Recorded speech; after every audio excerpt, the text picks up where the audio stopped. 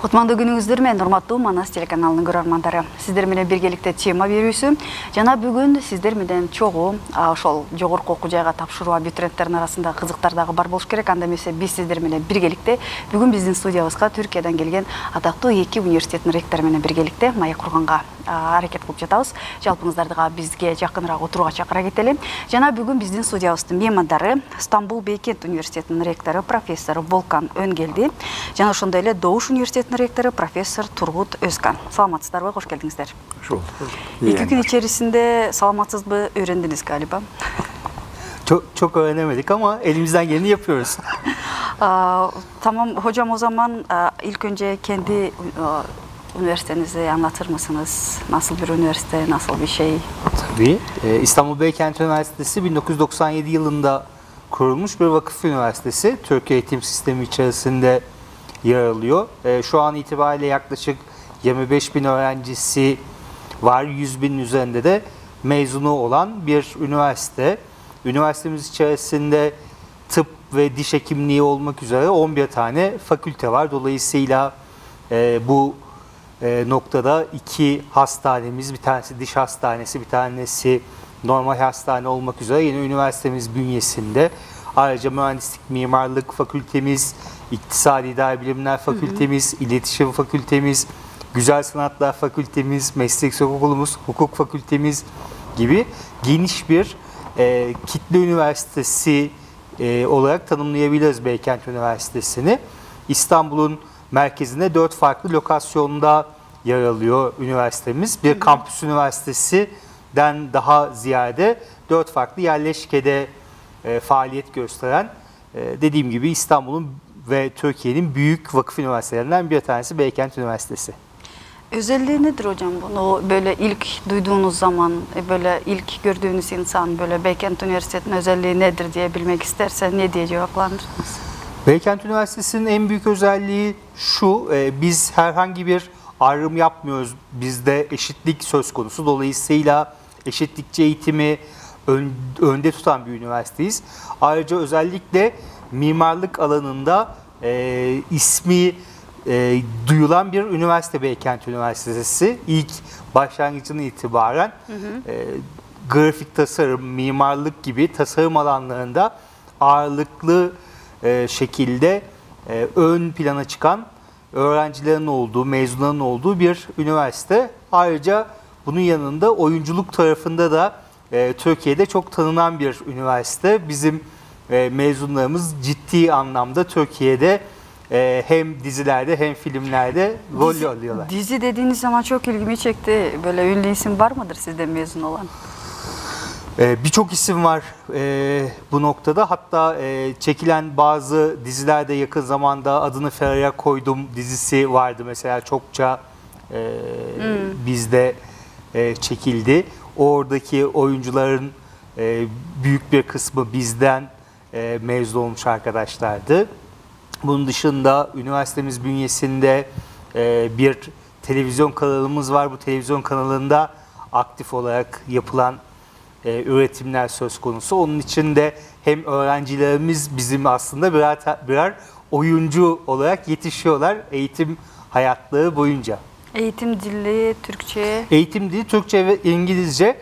Sadece Rusça mütercim tercümanlık bölümümüz var ama onun dışındaki bölümlerimiz ağırlıklı olarak Türkçe ve İngilizce iki dilde eğitim söz konusu.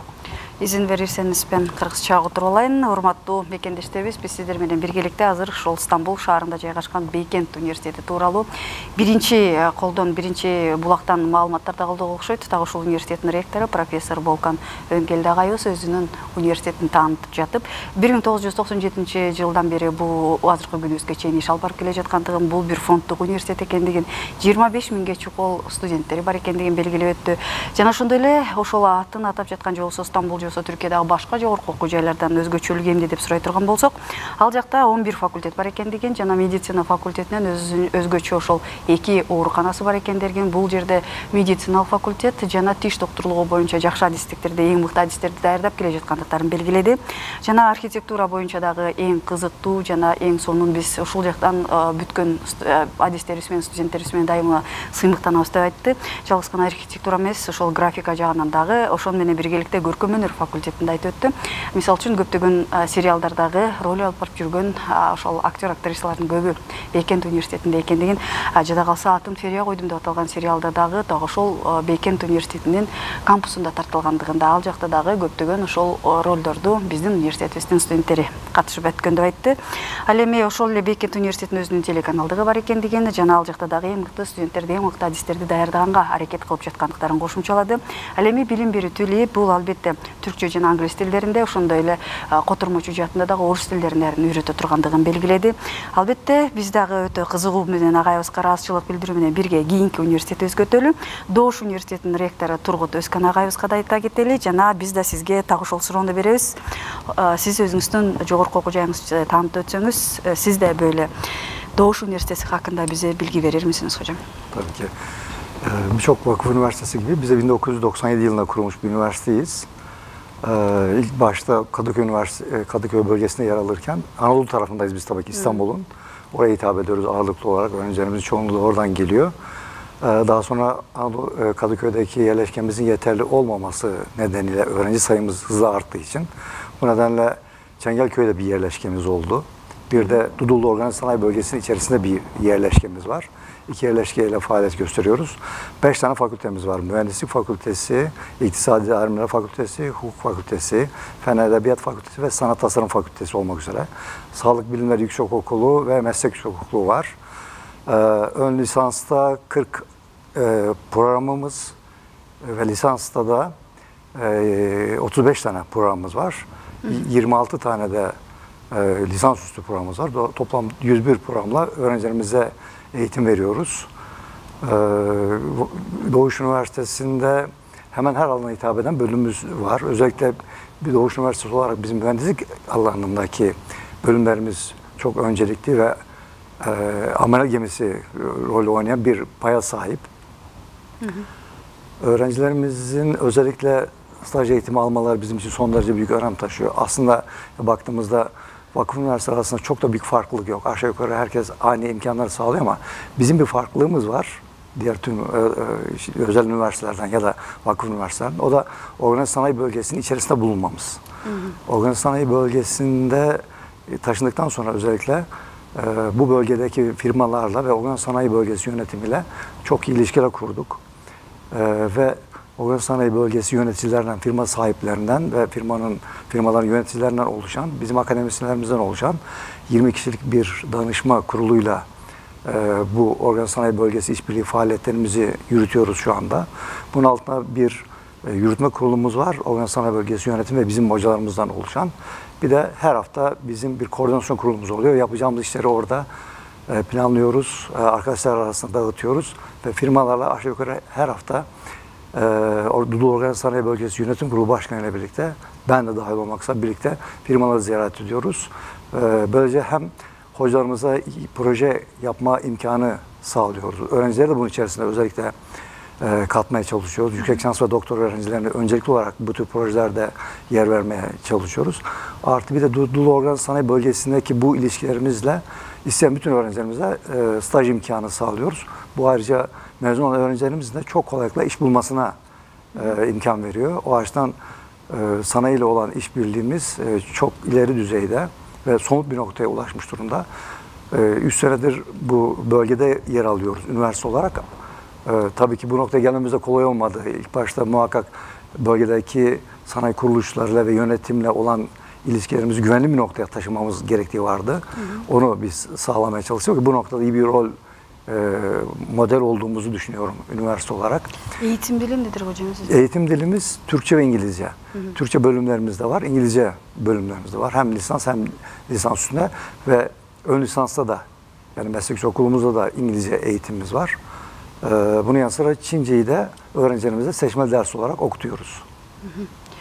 Уруксат берсеңиз агай, мен да муну кыргызчага отуруп берейин. Урматтуу биздин замандаштарыбыз, сиздер тема берүүсүн көрүп жатасыздар. Жана экинчи биздин ректорубуз, мейманыбыз Добуш университетинин ректору профессор Тургут Өзкан агайыбыз болду. Ал да өз университети тууралуу бизге түшүндүрүп жатып, 1997 жылы курулган экен да бул дагы университет, Стамбулда жайгашкандыгын, алгач Кадыкөйдө, андан кийин дагы ошол өндүрүштөрдүн көп жайгашкан жери болгон Дудуулуга барышкандыгын айтып өттү.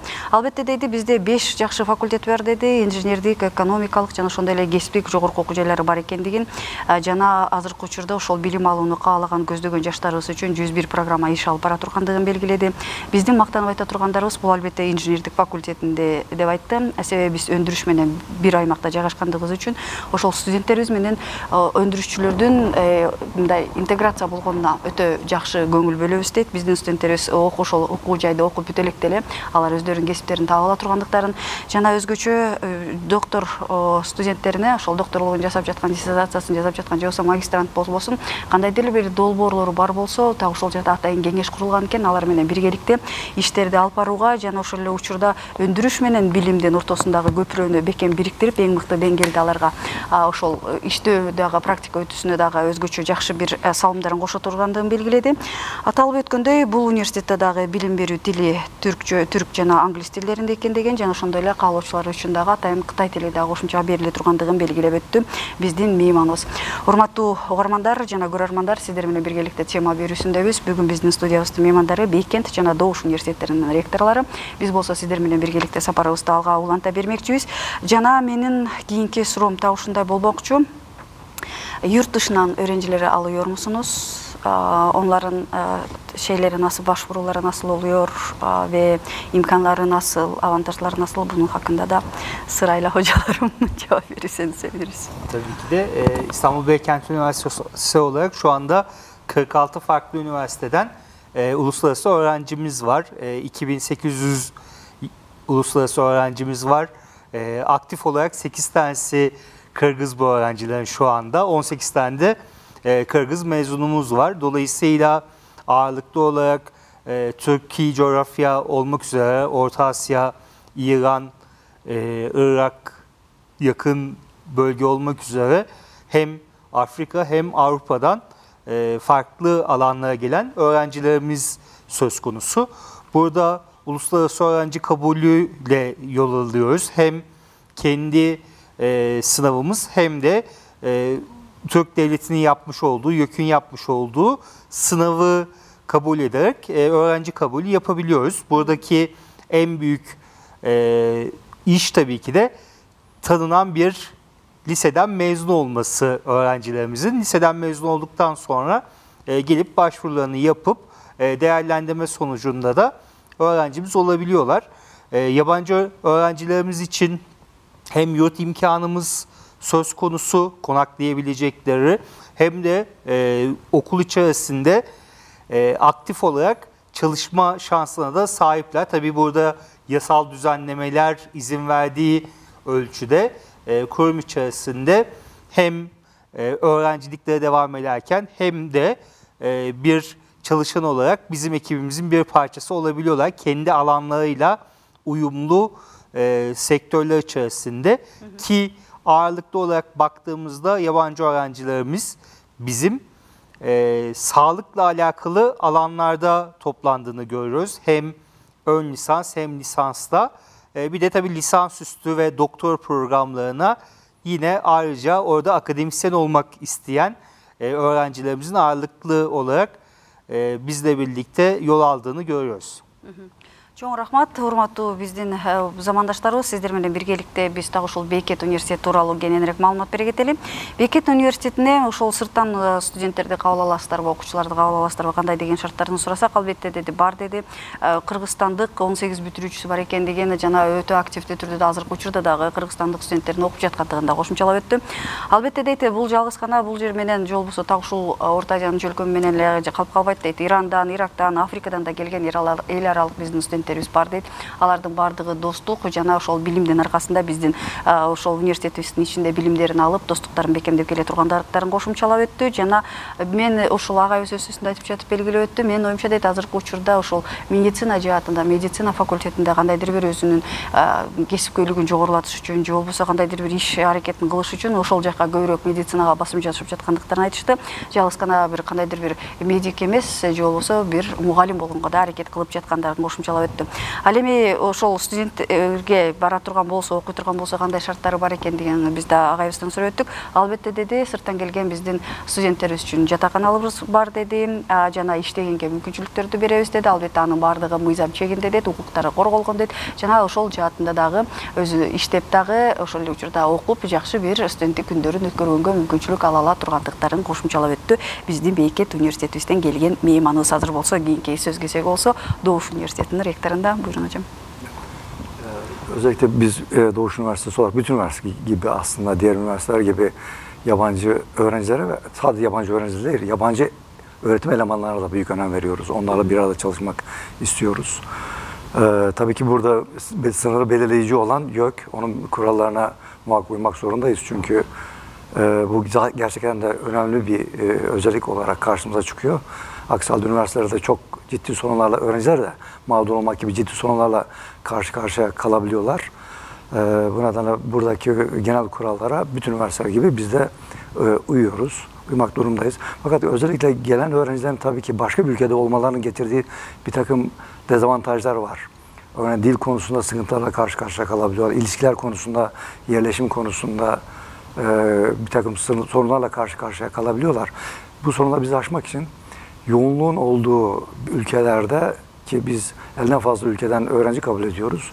1800'ün üzerinde de öğrencimiz var, yabancı öğrencimiz var.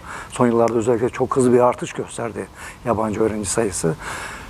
Yabancı öğrencinin Türkiye'ye geldikleri zaman karşılaştıkları sorunları aşmak amacıyla o ülkelerin konsolosluklarıyla iletişime geçerek birlikte bir takım stratejiler geliştirmek istiyoruz. Hatta zaman zaman yabancı öğrencileri o ülkenin konsolosluklarıyla bir araya getirerek sonra da birlikte tartışıp sorunlarına çözüm üretmeye çalışıyoruz. Önce sorunları saptayıp buna uygun çözümler üretmeye çalışıyoruz ve yabancı öğrencilerin Türkiye'de yaşayacakları sorunları minimize etmeye çalışıyoruz.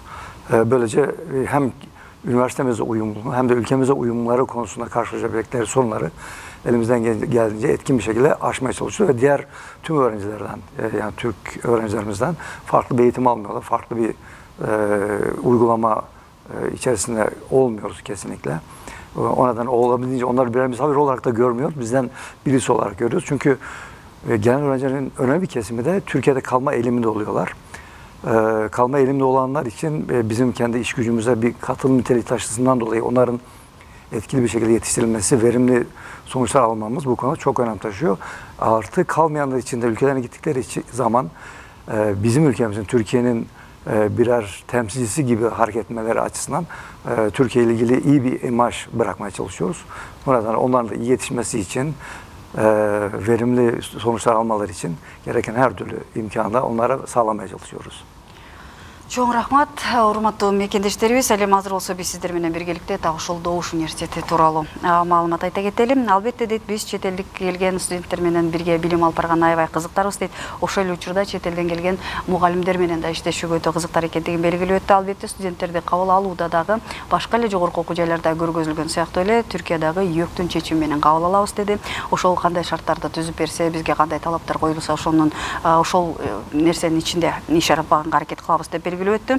Албетте дейт, келгенде биздин студенттерибиздин ошо тилде же болбосо социалдашуу же болбосо жашоосуна көнүп кетишүүдө кандайдыр бир кыйынчылыктар алып келиши мүмкүн дейт. Анткени биздин жогорку так ушул Doğuş университетинде 50ден ашык мамлекеттен келген ошол чет элден келген студенттер билим алыша тургандыктарын жана албетте дейт, бул көйгөйлөрдү биз ошол келген мамлекеттердин элчиликтери, консулствосундагы кызматкерлер менен биргеликте чогуу кандайдыр бир көйгөйлөр бар болсо чечүүгө аракет кылабыз деп белгилеп өттү. Муну менен биргеликте ошол сырттан келгендер студенттерди кандайдыр бир бөлбөй, аларды бизге жакын болуп, өзүнүн жакшы комфорттуу сезүү үчүн, жакшы билим алыш үчүн шарттарды түзгөнгө аракет кыла тургандыктарын белгилешти.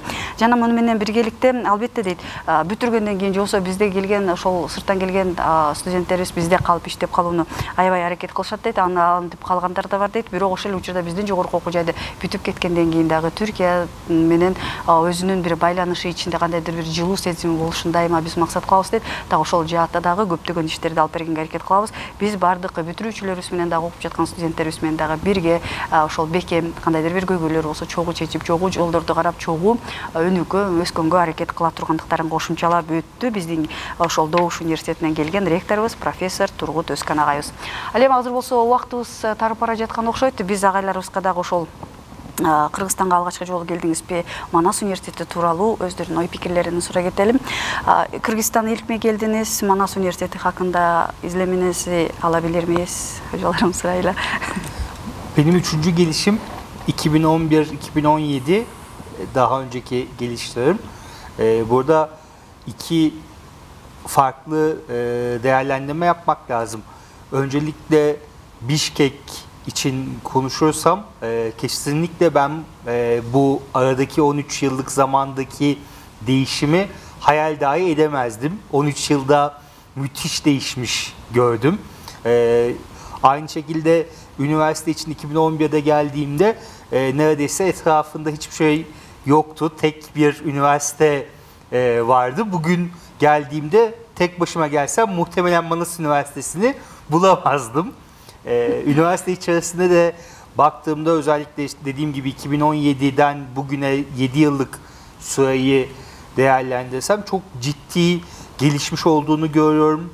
Burada henüz öğrenci alamasa da bir tıp fakültesinin kurulmuş olması çok büyük bir fayda. Bunun dışında da hem imkanlarının çok ciddi gelişmiş olduğunu hem de öğrencilere yapılan yatırımın ciddi miktarda arttığını görüyorum. Dolayısıyla o da bizler gibi dünyanın ilk 1000 üniversitesi arasına girmiş durumda ki bu kadar kısa zamanda baktığınız zaman 1995'te kurulmuş bir üniversitenin dünyanın ilk 1000'i içerisinde yer alması büyük bir başarı ve bundan sonra da çok daha emin adımlarla yol alacağının bir göstergesi diye düşünüyorum. Чоң рахмат, урматтуу мекендештерибиз. Биз ошол Стамбул Бейкент университетинин ректору профессор Волкан Өнгелди агайыбыз ошол Манас университети Кыргызстан тууралуу өзүңүздүн ой пикирлериңизди деп сурай кеткенибизде, мен Кыргызстанга 3-чү жолу келип жатам дейт. Алгач 2012-де, 2017 жана 24-жылдары келдим дейт. Бул 3 ошол жылдарда келгенде шаардын ошол 13 жылдын ичинде жана Манас университетинин өзгөргөнүн, өнүккөнүн аябай жакшы көрдүм дейт. Бишкек аябай өнүгүп жатыптыр дейт, кооз болуп жатыптыр дейт. Эгерде дейт мен өзүм жалгыз келе турган болсом дейт, жалга келип так ошол Кыргыз-Түрк Манас университетинин Чыңгыз Айтматов атындагы кампусун табуугону калса мен адашып кетмекмин дейт. Анткени ошол кампустун өнүккөнүн, өскөнүн көрүп, анткени мен алгач келгенимде бул жерде мынчалык имарат жок эле дейт, азыр аябай өнүгүп кеткендигин белгиледи. Манас университети тууралуу айтып жатып, медициналык факультетинде студенттерди азыркыга чейин кабыл албаса дагы бир факультеттин курулушу да бул чоң эмгек экендигин белгиледи.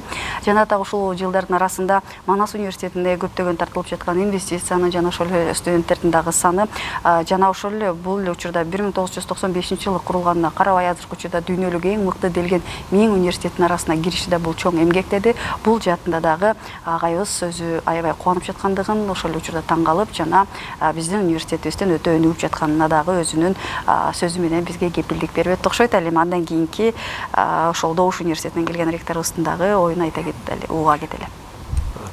Benim Kırgızistan'a ilk gelişim. Orada karşılaştırma yapma imkanım yok ama gelmeden önce bir takım kafamda Kırgızistan'la ve Manas Üniversitesi gibi fikirler vardı. Fakat buraya gelince bunların hepsi anlamını yitirdi. Gerçekten hem Kırgızistan hem de Manas Üniversitesi çok iyi bir noktaya gelmiş. Özellikle Manas Üniversitesi'nin bu konuda gösterdiği başarı son derece takdire değer bir noktaya ulaşmış. Bu bizim için çok mutluluk verici, sevindirici bir şey. Çünkü Kırgızistan'daki Manas Üniversitesi Türkiye'nin önemli bir temsilcisi. Bu açıdan burada verilen eğitimin kalitesi, öğrencilere sunulan imkanlar, öğretim üyelerinin bu konudaki akademik çalışmaları, bu konudaki yoğunluk, verimlilik çok iyi bir noktaya gelmiş. Bu sadece Kırgızistan için ya da Türkiye için önem taşımıyor. Aslında diğer Türk Cumhuriyetlerin hepsi için de çok önemli bir model oluşturuyor. O yüzden Manas Üniversitesi'nin başarısının bu açıdan çok anlamlı olduğunu ve ileri dönük olarak da büyük umutlar vaat ettiğini görüyorum. İnşallah bunun benzerinin diğer Türkiye Cumhuriyetlerde de hatta diğer ülkelerde de uygulanması çok önemli sonuçlar yaratacak diye düşünüyorum. Ve bütün bu Türkiye Cumhuriyetleri, Türk devletlerini bir millet, 7 devlet kavramını tam olarak oturtacak bir başarı hikayesi olarak karşımıza çıkacaktır diye düşünüyorum. Чоң рахмат агай. Урматтуу биздин мекендештерибиз, дагы ушул Добуш университетинин ректору профессор Тургут Өзкан агайыбыз дагы мен Кыргызстанга алгачкы ирет келип отурман дейт. Мен мурун келдим эле мындай эле деп эч кандай салыштыра албайм дейт. Бирок бул жака келерде Манас университети Кыргызстан тууралуу карап көргөнмүн дейт. Бирок башкача бир пикир менен келгенмин дейт. Бул жерге келгенде ошол Манас университетинин дагы Кыргызстандын дагы башкача бир көзүмө көрүндү дейт. Ушунча өнүгүп жатканы өзгөчө аябай мени сүйүндүрөт деп белгилеп өттү. Кубандырат деди, сыймыктанамын деди. Манас университети Türkiye üçün öte manilүү ekендигин кошумчалады. Жана ошол учурда Кыргызстан үчүн эле эмес, Түркия же болсо Кыргызстан үчүн эле маанилүү эмес, баардык түрк тилдүү мамлекеттердин арасында эң мыкты бир жакшы бир үлгү катары экендигин белгиледи. Башка ошол түрк тилдүү мамлекеттер арасында да дагы ушундай жогорку окуу жайлар болушуна мен ишенемин деди. Жана түрк тилдүү мамлекеттердин ортосундагы көпүрөнү бекемдей турган жаштардын дагы ушул жерден билим алып чыга тургандыктарына мен ишенемин деп белгилеп өттү. Жана жакшы сөздүн айтып өттү. Ошол бир улут 7 мамлекет деген сөздү ошол ар бирибиздин жалпыбыздын жүрөгүбүздө от кылып жандыргым келет деп белгиледи. Жана албетте мен ишенемин деди. Мен ушул жерге Манас университетине келип жатканыма ушунча өнүккөнүнө өтө кубанычтамын деди. Жана мен бул жерде болуп жаткандыгым үчүн дагы ыраазычылыгын жана кубанычта экендигин кошумчалап белгилеп өттү. Жана албетте дейт, так ушул университеттен Манас университетиндеги мындай чоң жетишкендиктер дагы өтө сүйүндүрө тургандыктарын жана бул чек эмес экенин, мындан дагы жакшы жерлерге жетет деген ишеничи бар экендигин белгилеп өттү бүгүнкү биздин мейманыбыз.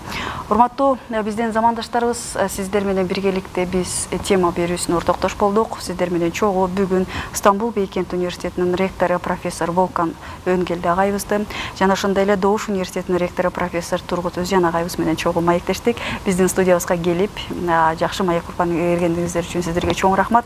Ийгиликтерди каарайбыз. Ал эми урматтуу замандаштар, биз сиздер менен кайрадан эфир толкундан көрүшүп угушкучакты. Аман туруңуздар.